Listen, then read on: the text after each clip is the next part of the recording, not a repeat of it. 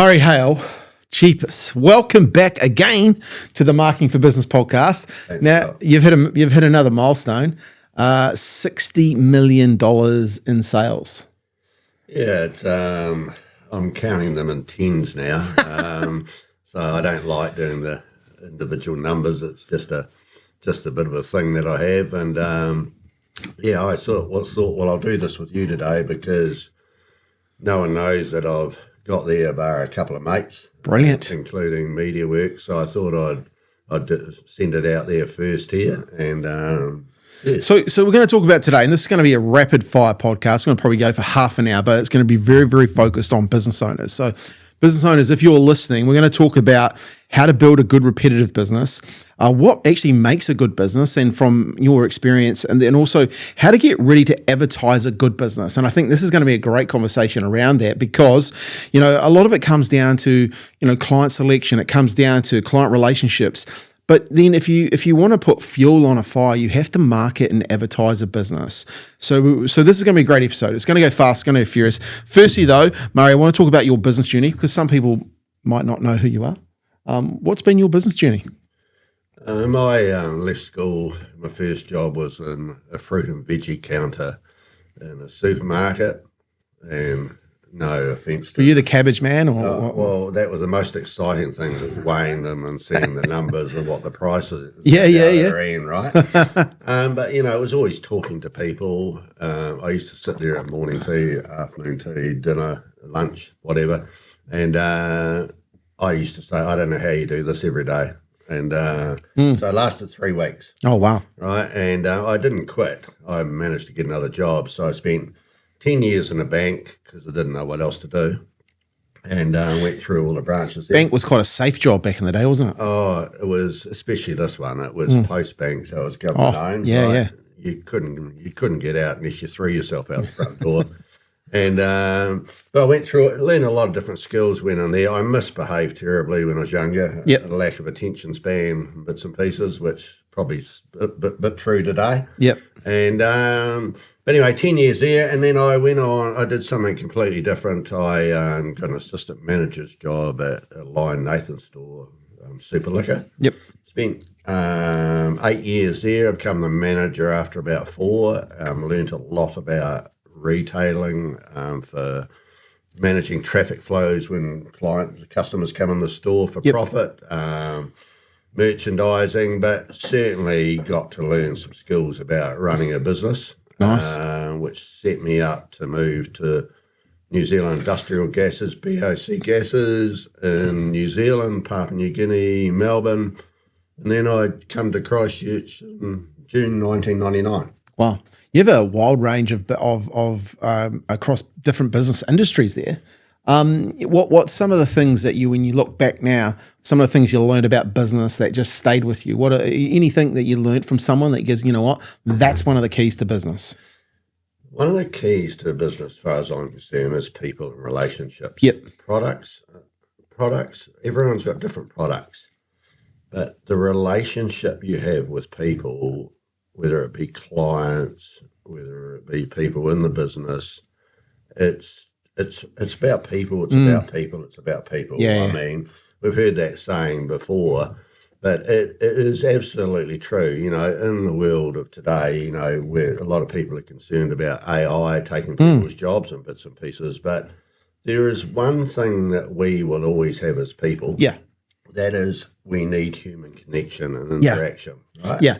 Look, I've seen this, working in the digital space for now probably 20 odd plus years. People would always say to me, "Oh, well, Google's doing this, and or Microsoft's doing this, and you're probably going to not be doing anything." It always makes me realize that they actually.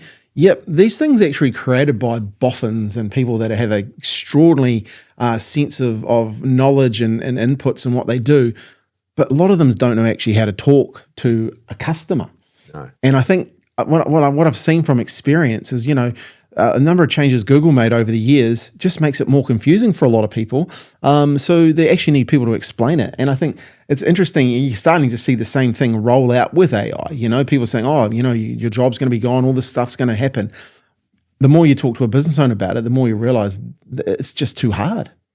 Yeah, and I think I've got clients who started with me in June '99. Yeah. All right, and in fact, one of them's been there longer than I've been there with with MediaWorks, and so they've been there a long time. So I have about 30 to 35 annual clients in contracts, and I would have 4 over 20 years, probably another 17 over 10 years, and some over 5, and a few over a couple of years. I generally only take about 2 or 3 clients on a year, new clients. What do you think then? What are some of the things? Because we listen, and business owners are listening to this, and they're going, you know what? What can I do to build a good repetitive business? How do you keep someone around for 20 years, 15 years, 10 years? Like some businesses are struggling probably to keep people around for a year. What is it that you are doing that people can then model? I think the thing about for business owners and for myself as well, because I've got an advertising business as well as I work for MediaWorks, is a lot of people think that they're there to sell, get a transaction, and get the job done for themselves. You're actually there for the business owner. Yeah. Right. And you need to be able to, regardless if you get paid or not, you need to help them however you can, because adding value to them is worthwhile regardless if you make the sale. Of course you want to make the sale, but if you add value and work in their interests the best you can, you are going to establish a rapport, because, the real heroes in business are the people that own businesses. Totally. Right? Yeah. They employ people, they have leases, their people pay taxes, they pay company tax. And, I always get a bit disappointed in New Zealand. I think New Zealand needs to stand up and realise business owners are our friends. They're not. Yeah. They're not the enemy. No, true. The comment about people that they get rich and they're lucky and all the rest of it. Well, I really hope they do get rich. Right? Yeah, same. Because the rest of us all prosper. Because, we got taxes and there's bills to be paid. And, and they're brave, and they're not always as brave as you think either.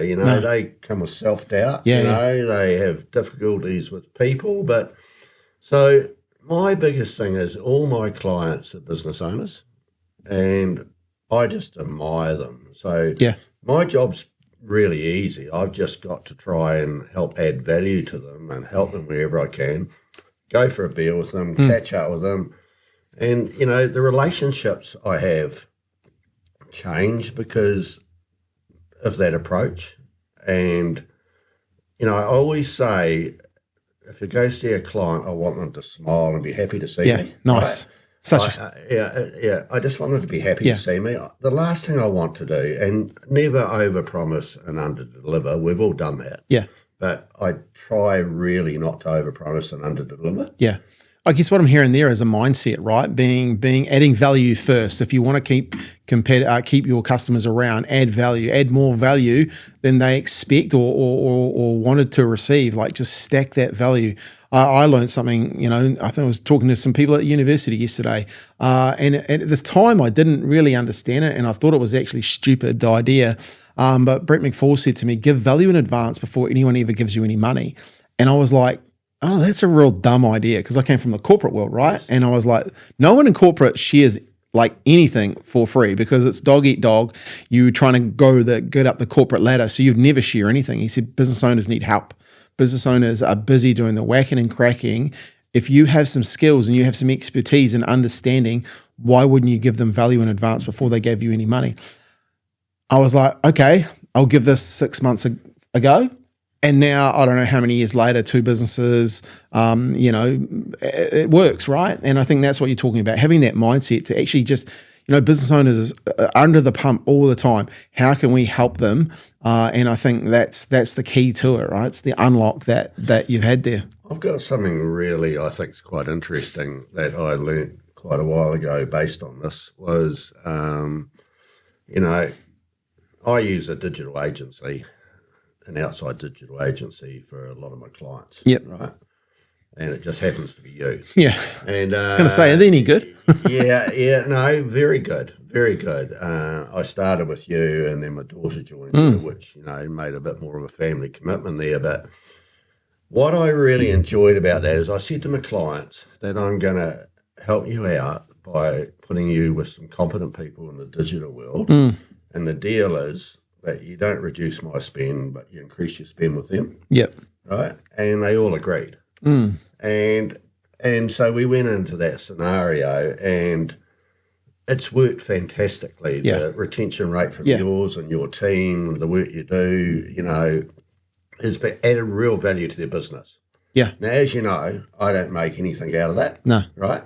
And that's absolutely fine because I've now helped them grow their business. And just so you know, most of the people I've recommended have grown their business with me.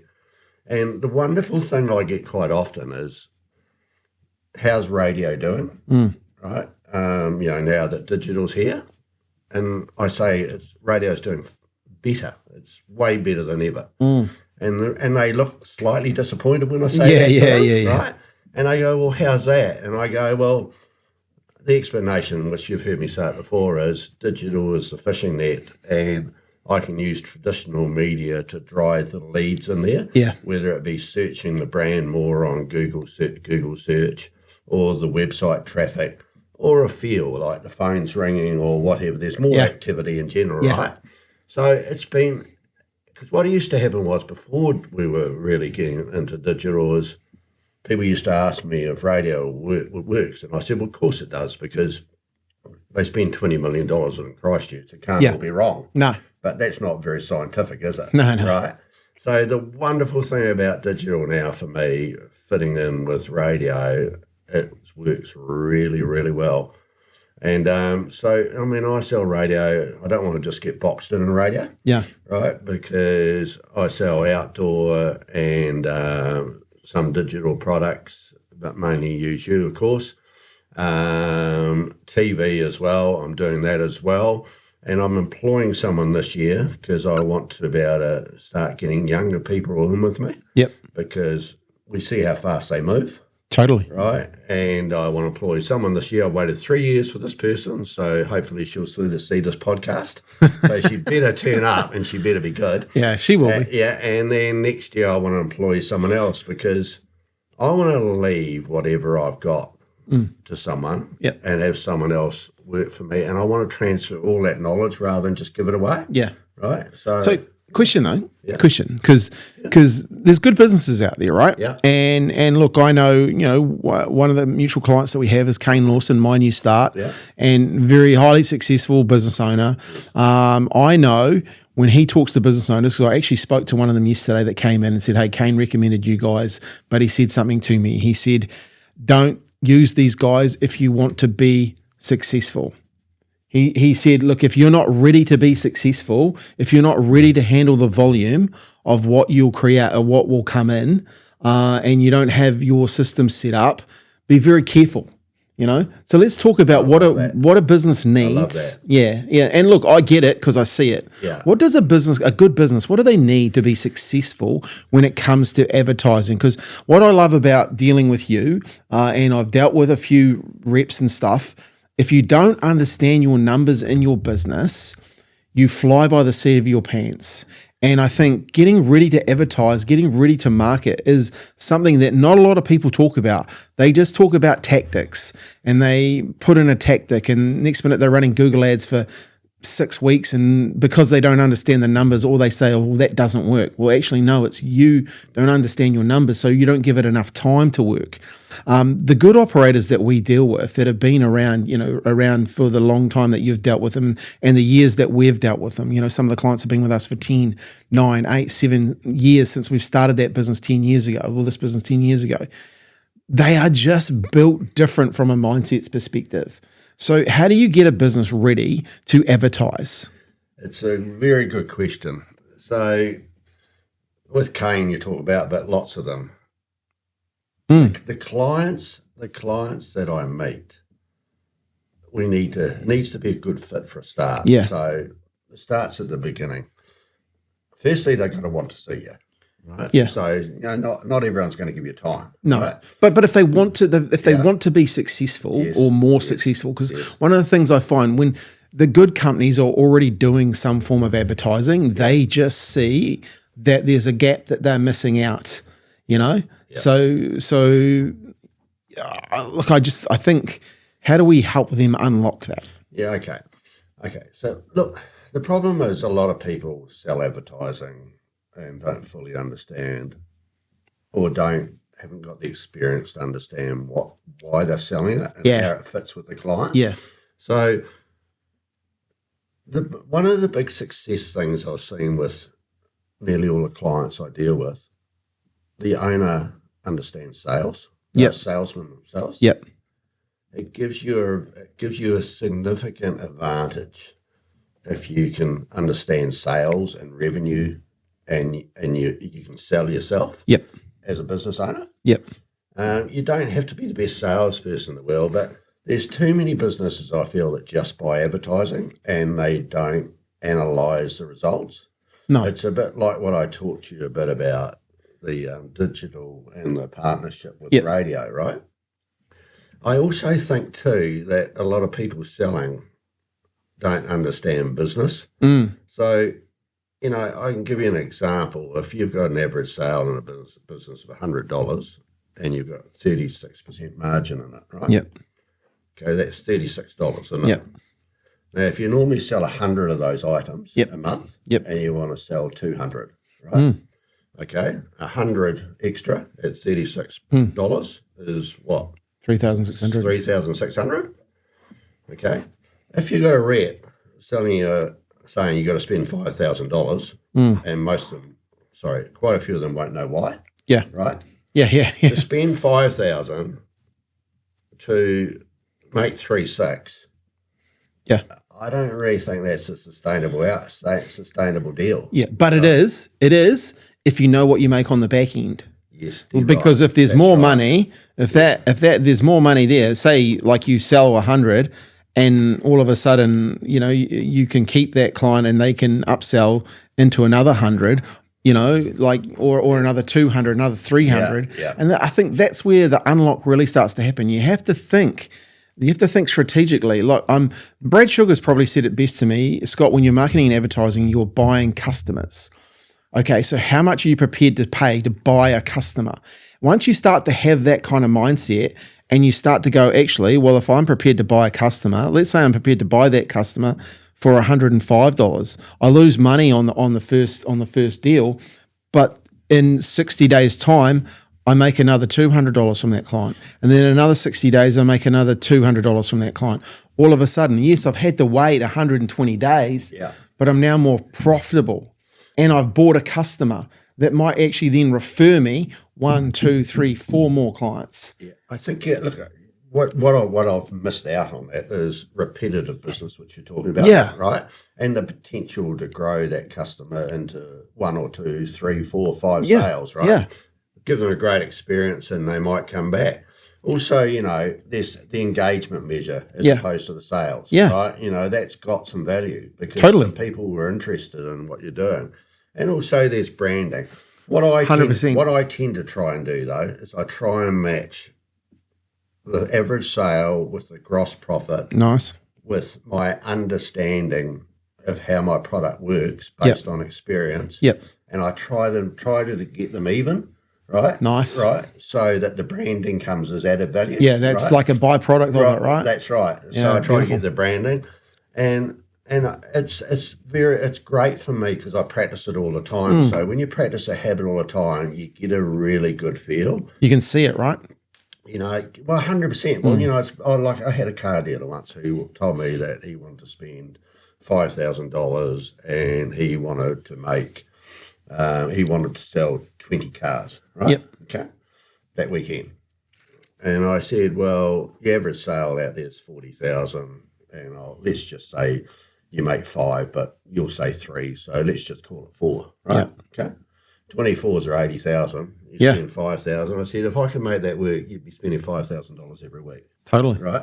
And he went, well, you said your product's good. I said, well, it is good, but it's not that good. And I said, your cars are good, but they're not a must buy. Otherwise, it wouldn't be sitting out there. Right? Exactly. So, it's a bit about experience and adding value. I have a simple saying, quality in, quality out. Yep. Hey, it's 2026. You're listening to this podcast and you've probably heard of AI. So here's what I want you to do. We've created a free playbook that'll actually help you with AI and help your business get recommended. So all you need to do is go to the show notes or the link that's in this video, and I'll send you this playbook for free. There's plenty of media products where you're not buying the best product or the right product. And I think you're better off to pay more. Yep. I'll quite happily say if we're not a good fit, because I don't believe I can sell you something that will work for you. Yeah.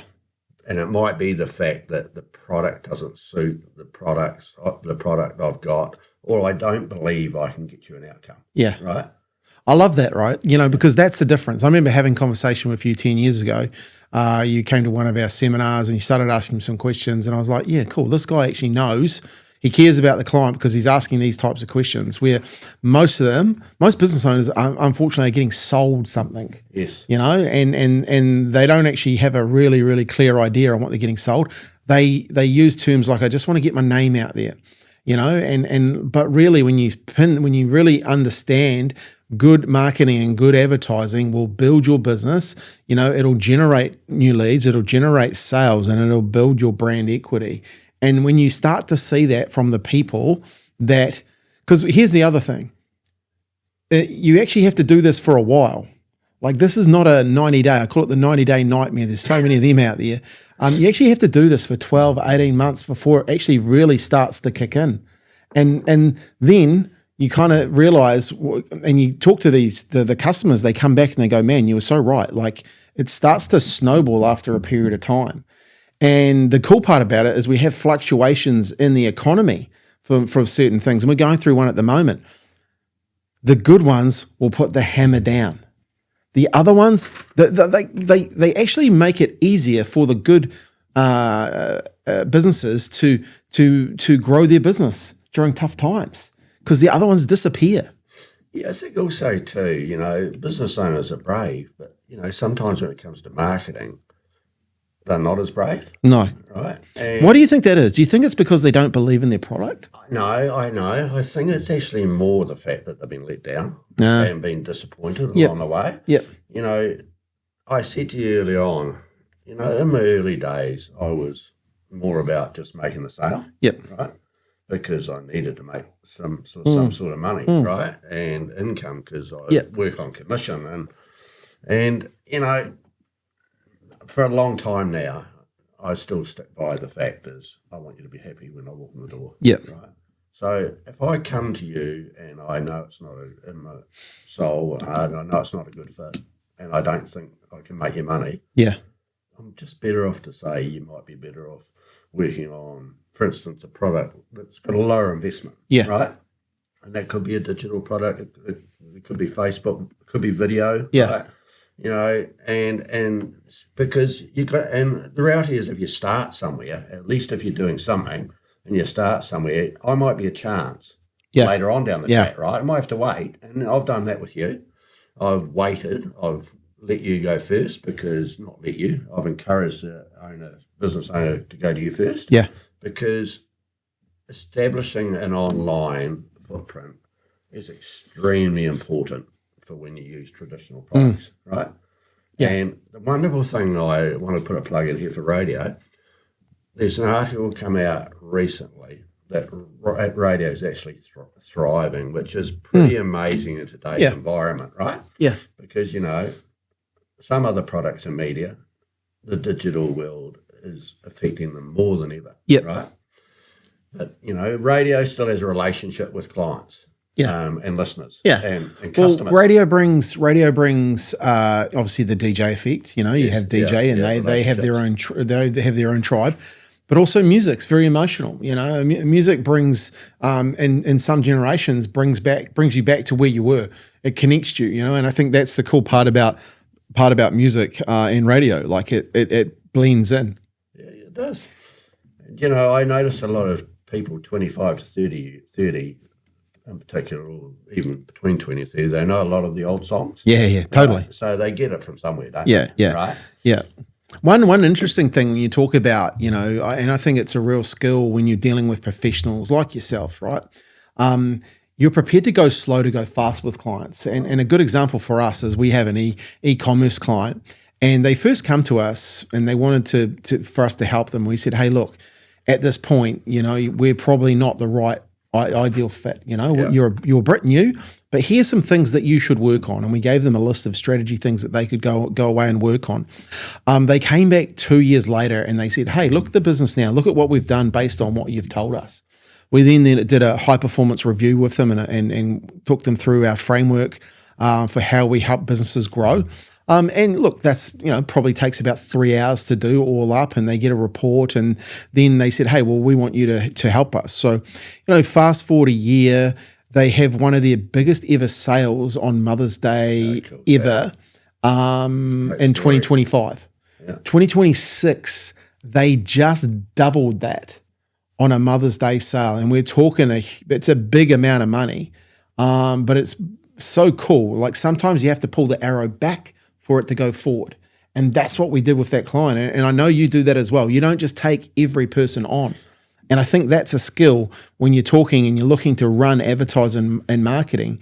You should be talking to people that are asking you the right questions about your business. Yeah, 100%. I'm a great believer in work for people you like and they like you. Yeah. Right? Yeah. And the reason for that is it's so much more enjoyable for both parties. And I think also though, you know, if you can like each other, you'll be honest with each other. Like you'll have a better conversation. 100%. Because marketing and advertising doesn't always work. No. Like you get it wrong. You know, anyone who says they can get it right all the time is just full of it, right? You have to be able to have those tough conversations. And I think that's the coolest part when you're talking to business owners who are out there doing the whacking and cracking and looking to grow their business, want to be successful. They understand too that not everyone gets it right all the time. 100%, because they, you know, where their business is at is not where they want to be. No. Right? So therefore, they're there for whatever reason. And that might be a good, profitable business and it might be a good business. But most of us have all got aspirations of growth, right? Yeah. You need a trusted partner, a trusted supplier. You know, we all know the story of quality suppliers. You only deal with quality suppliers. Yeah. Right? And what I've noticed is successful people flock together as well. Yeah. Right? You know, when I was younger and had no money, I started riding horses because I liked a girl in there, just so you know. And surprise. What I noticed about that was they all had nice houses. Yeah. They all had nice cars. They all had horse floats. Yep. They looked successful. Yeah. So I started finding out what they all did. Yeah. And I thought, if you want to go good, try and meet some people that go good themselves, right? Because you learn. Yeah, totally. You know? Well, and look, this is something that surprised me when we first met with Mike and yourself, and we went out for dinner. I was like, why are these people so nice? You know, because I was led to believe business owners were greedy and didn't want to help you and just all about themselves. And I was like, said to my wife at the time, I said, these people are too nice. What do they want from us? And she said to me, Scott, that's just way some people are. Good business owners want to help you. They want you to be successful as well. Hey, look, most business owners are thrilled to have someone that might help them and be there just and they will ask you questions and your opinions on things. Yeah. Knowing full well that you are not supplying them a product. Yeah. Right? Yeah. So and the fact is you don't get to 60 million making shortcuts, right? Like you don't have that, you know, so some of the things that you're saying here are just why you've been successful, because you've helped your clients be more successful. Yeah, well, you know, what I'd say about that is, remember $60 million, that's other people's money. Yeah. That's clients' money. Yeah, true. Right? You know, you have a duty of care to try and make sure it works, right? Yeah. I've wanted the tens, because I'm going to tens. Right? I want that achievement for a while, but I want to be uncomfortable again. So I've reset another target. Nice. And I have to employ people to get there. Yeah. Because I can't get there unless I'm going to live forever. I can't get there at the pace. Possible. Yeah. Well, I'm working on it. As you know, I'm doing a lot more exercise than I used to, because I want to last longer, because I love what I do. This is not like work. Yeah. Right? Yeah, that's cool. My enjoyment, on my worst day, I still enjoy it somehow, because I enjoy the adverse experience. Yeah. I don't love it. But you like talking to business owners. You like you actually like success. I love it. You like them being successful. You like knowing that you've played a part in their success. You like the product that you have too. Like, you've got a good product. You know the product inside out. You know the unlocks. You've seen clients go from, maybe 10 franchises to now over 70 franchises. You've seen businesses go from dominating here, starting in Sydenham, to dominating New Zealand, and now going overseas and being global with the likes of Trade Staff. Like, you've been part of that story, I think, which is a really cool thing for you to see. You have I guess now you have a level of mindset and understanding that you know what works, and you know what works for a particular business. What are some of the keys then when you start to look at a business and someone comes in and wants to have a conversation with you? How do you know that they're going to be successful when it comes to advertising and marketing? It's about probing questions. Yeah. Right? Rather than talking about products, it's a bit about how's your business go. Yep. I like to learn about the business first. Yep. And I tell them why I want to learn. Right? Yep. And most of them will give you information because they want to give you information so you have more of a chance to be successful with it. Yeah. Right? Yeah. You can't. I say to them, I could talk about my product all day long, and give you examples of how it works and whatever, right? But I said, it's actually about your business and what you need, and me having the skill, hopefully, to be able to understand what you need. Yeah. Right? And I'll have to ask you questions. I might not know the answer, but if I want to know something, I'll ask you. There's so much opportunity in business if you get the right marketing team, but unfortunately, if you get the wrong one. Yeah. If you get the wrong one, it's not a great experience. No. Right? And it's disappointing. Yeah. You feel So like okay. So what should a good business that's looking to advertise, what should they do to ensure that they get the right marketing team? And look, it doesn't have to be us. What are some of the questions that people should be asking so that you're in good hands? And not like we're not looking for safe hands. We're looking for capable hands. We're looking for people that can move the needle. I guess one of the questions I would ask if it was my business, I would say, hopefully you haven't got another client in my category, right? If you have, I'd like you to tell me. Yep. Right? But if you haven't, tell me some of the clients that you've got and how long they've been with you. Yep. And what are they like? Yep. Right? And how do they get on? Yeah. Now, you don't have to divulge any business information, numbers, right? But, I used to look after a client who was and I met a new client in the same category. Yep. So I divulged it first up. Yep. Right. And then he said to me, just don't be friends with them, which I thought was quite cool. Yeah. But after a year, that's funny. After a year, I went and said to him, look, I can't do this anymore. Yep. And he said, oh, well, thanks very much for what you've done. It's been great. And I said, well, no, I'm not getting rid of them. I'm getting rid of them. And he said, but they spend 5 times more than me. I said, yeah, but you're more fun. Nice. And I said, also, you've got a lot more potential. True. Which I was excited about. Yeah. And, at that time, they were about 14% of the market. Wow. Yeah, I know who they're talking about too. That's right. And now they're over 50. Yeah. Let's just run with over 50, right? Yeah. Right. And, you know, I've just watched other people grow. You know, it is so rewarding when you look back through your files and you've got either 100% retention of existing clients or 95%, which is you lose one, right? Which is, I blame myself if I lose one. And I just, if you want to build a good business, retention, making your existing clients or customers, doing a great job of them, and getting them to promote and look after your business and ask for Google reviews and bits and pieces is gold in today's environment. Yeah. Right. I'm sure there's other measures, you know more about that than I do, but I think also too we've got to be very good at what we've got, our business we've already got, and then chase new clients, and or customers, and be very good. Where I work, they're more interested in the new shiny client, the new one that comes in. Yeah. Right. We seem to celebrate that more than the existing ones. Yeah. Right. I'd sooner celebrate the existing ones more. Amen. Right.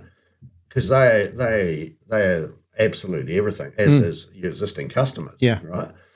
To grow a business, you only have to get a smaller percentage increase of new customers to continue to make your business goes forward, because every year business costs go up, wages, whatever, right? 100%. Right. So let's just call it 7%, right? As a figure, 5 to 7%.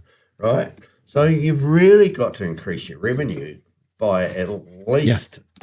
You don't want to just break even each year on that increase. Yeah. So work with someone that is committed to helping you grow your market share. 100%. And I think that's the unlock, because if you grow your market, if you grow mind share, which you're doing with advertising and marketing, you will grow the market share, because you'll have consistency of message, you'll have frequency of reach, and you become relevant. You become more relevant than your competitor in that marketplace.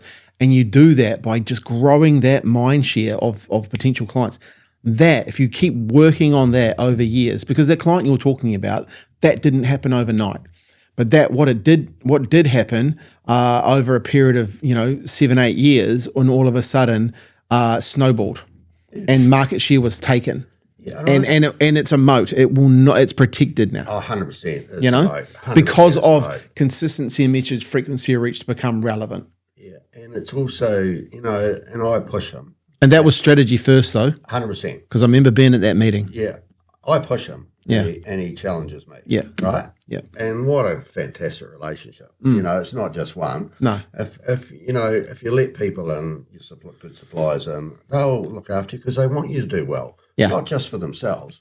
I quite often get people say to me now, especially people I work with and in the industry, when are you retiring? Yeah, you're so lucky.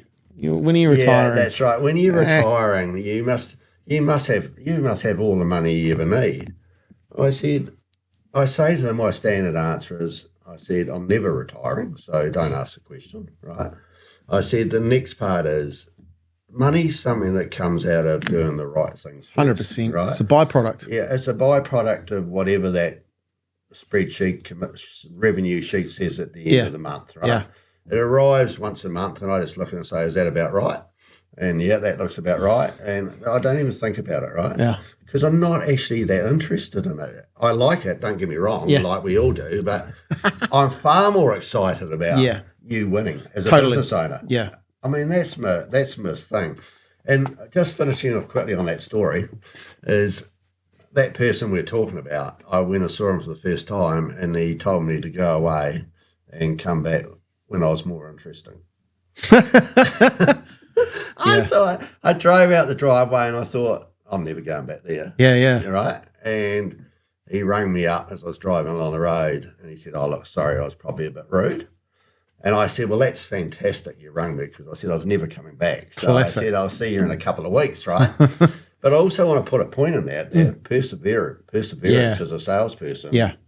What is it? 5 calls, 6 calls. Yeah. Most give up after 1, most give up after 2. So true. I almost did it the other day. Yeah. I was on my 5th time. Yeah. Right? And I'm going to have a new client next week. So they're in the finance industry. Yeah.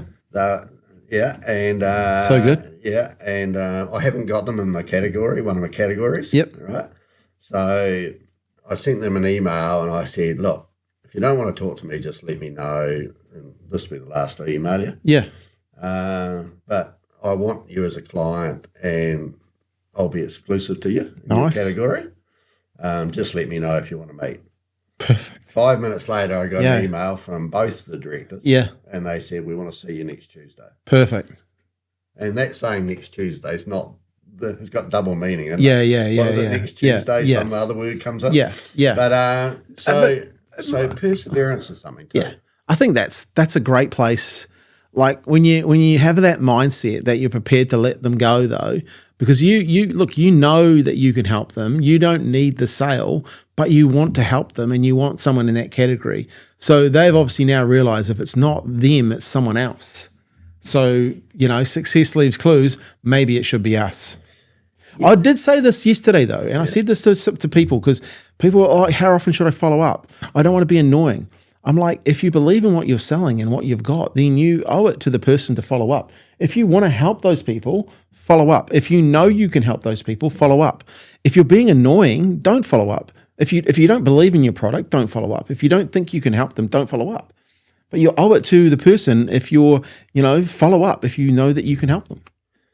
It's a bit like, you're exactly right. It's a bit like that client I was not going to go back and see, right? How much would have I missed out on? How much would they have missed out on? Yeah. Right? Oh, wow. Different story. Yeah, that's right. I mean, there's both sides of the fence here. Yeah. I've been taught a lot by clients. I've been taught that what we just talked about with this new client, that strategy I was taught by a certain client. Yeah. Another client taught me, Murray, you're very laid back and you come back a bit Humpty Dumpty and a bit slow, but you got to understand, a bit slow, which is a compliment in some ways. But, he said to me, you got to understand in the advertising industry, you're Murray, and Hale. Yeah. Right. And I thought, that's pretty cool because I hadn't thought of myself like that. Right? He said, you need to start using it to your advantage. Yeah. Right. Yeah. What he was hopefully saying was that you're useful to businesses. Totally. Right? You need to start telling people that. Yeah, own it. Own it, that's right. And get in there and own it.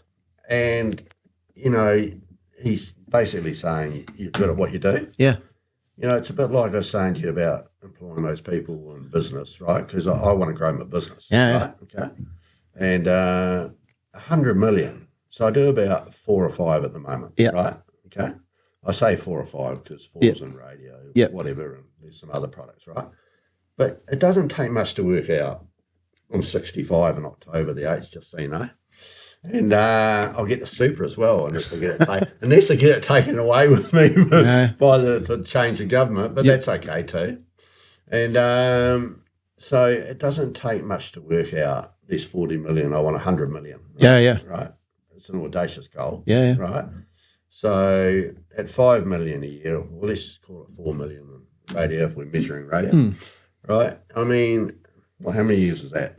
40 million, 10 years. 10 years. I don't want it to take 10 No, years. you need to do it faster than that. Yeah, it's 100%. So I need more cattle. I need more people, don't I? Yeah. I've been telling you this for a long time. I know you have.